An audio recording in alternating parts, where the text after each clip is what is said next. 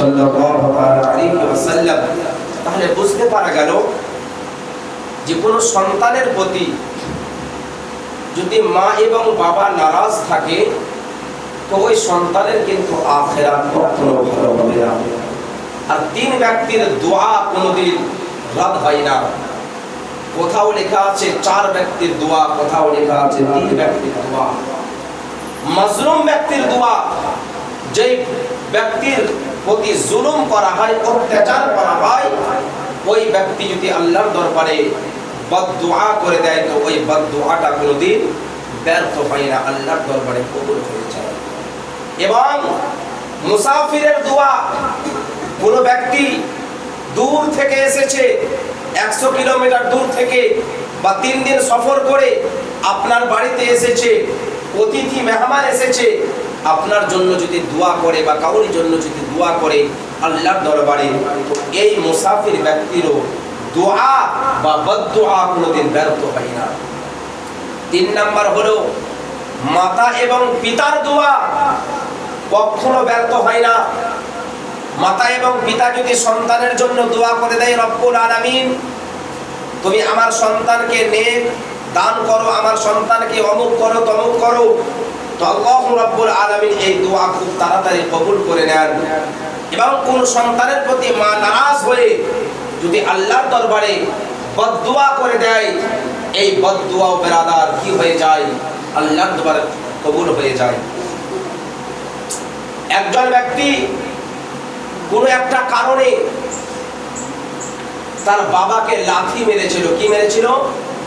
পায়ে করে লাথ মেরেছিল। তো তার বাবা বলেছিল, বেটা তোমাকে এত কষ্ট করে মানুষ করেছি, তুমি আমাকে আজকে একটু কথার কারণে আমাকে তুমি পায়ে লাথ মারলে, তবে শোনো, যেই পায়ে তুমি আমাকে আজকে লাথ মেরেছো, এই পা তোমার একদিন পচে যাবে, সরে যাবে, এই পা দিয়ে তুমি চলাফেরা করতে পারবে না। আচ্ছা বলেন তো এই দোয়া, এই বদদুআ আল্লাহর দরবারে কবুল হবে কিনা?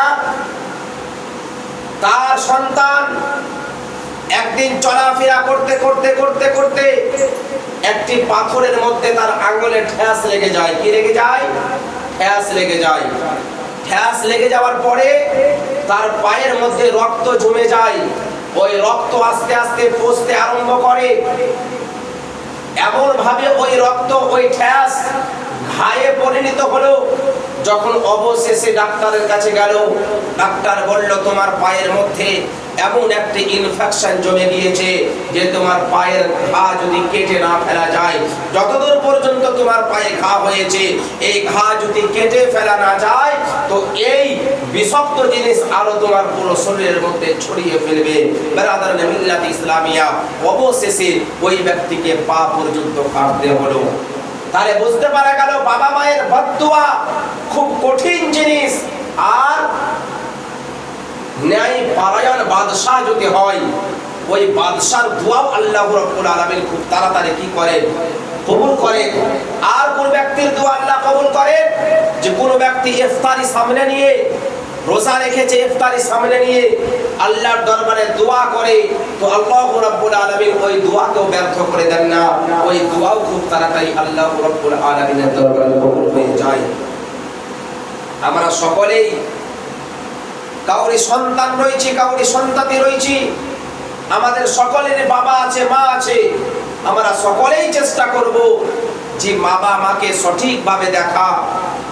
একটা জিনিস মনে রাখবেন, একজন মা, একজন বাবা 10টা ছেলেকে যদি পেটে ধরে, তো 10টা ছেলেকেই পেট ভরে খাবার খাওয়াতে পারে, পারে না? পারে। কোনো ছেলে কিন্তু অনাহারে শুতে না। মা অনাহারে শুতে যায়, বাবা না খেয়ে শুতে যায়। বাবা কতই বড় কষ্ট করে তাদের সন্তানের জন্য, কোনো সন্তানকে অনাহারে থাকে না, খালি পেটে কোনোদিন রাত্রে বেলায় শুনাই না। কিন্তু ওই বাবা মা যখন বৃদ্ধা হয়ে যায়, বয়স্ক হয়ে যায়, ওই 10টা ছেলে মিলে বাবা মায়ের খাবার ভারী পড়ে যায়, পড়ে না? বাবা মায়ের খাবার ভারী পড়ে যায়। বেরাদারান মিল্লাত ইসলামিয়া, কারণটা কি? আমরা মুসলমান হাদিস ও কোরআন বুঝি না, হাদিস ও কোরআন বোঝার পরে আমরা আমলও করি না যে মায়ের মর্যাদা কতটা, বাবার মর্যাদা কতটা, বাপকে আল্লাহ রাব্বুল আলামিন বাবা মাকে কতটা মাকাম দিয়েছে। তার জন্য প্রত্যেককে বলবো যে আমরা মায়ের সঙ্গে সৎ ব্যবহার করব, মায়ের সঙ্গে ভালো আখলাক করব, চরিত্র করব, মাকে কোনো জিনিস থেকে মাহরুম করব না, তিরস্কার করব না, কোনোদিন উঁচু আওয়াজে কথা বলবো না। যাদের বাবা মা চলে গিয়েছে তাদের কর্তব্য হলো প্রত্যেক শুক্রবারে তাদের জন্য কি করা, কবর জিয়ারত করা, ধন সম্পদ থাকলে তাদের জন্য দান করা, সাদকা করা, খয়রাত করা, তাদের জন্য নওয়াফিল নামাজ পড়া, তাদের জন্য নওয়াফিল রোজা রাখা। আল্লাহু রাব্বুল আলামিন আপনাকে আমাকে সকলকে যাতে শোনার থেকে বেশি বেশি আমল করার তৌফিক দান করেন, বলুন আমিন। আমার বক্তব্য এখান থেকে ইতি।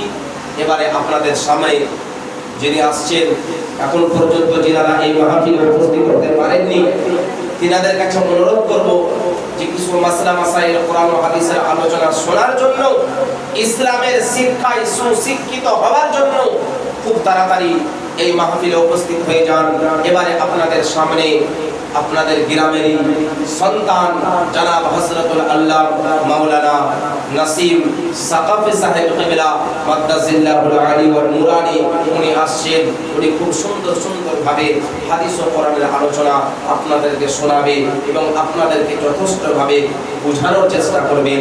আপনার ধৈর্য সহকারে বসে যতক্ষণ পর্যন্ত উনি বক্তব্য রাখবেন ততক্ষণ পর্যন্ত ধৈর্য সহকারে শুনবেন। আসুন ওনার আসার আগে ওনার ইস্তেকবালের জন্য একবার নারা লাগান, নারায়ে তাকবীর, নারায়ে তাকবীর, নারায়ে রিসালাত, নারায়ে হায়দারি। উলামায়ে আহলে সুন্নাত হযরত মাওলানা নাসিম সাকাফি साहब किबला जिंदगी मिली थी रब की इबादत के लिए, जिंदगी मिली थी रब की इबादत के लिए, पर वक्त गुजर गया कागज के टुकड़े कमाने के लिए। जिंदगी मिली थी रब की इबादत के लिए, पर वक्त गुजर गया कागज के टुकड़े कमाने के लिए। ना कफन में जेब है ना कब्र में अलमारी, बात तो ये है कि कब्र के फरिश्ते रिश्वत नहीं देते। आइए हजरत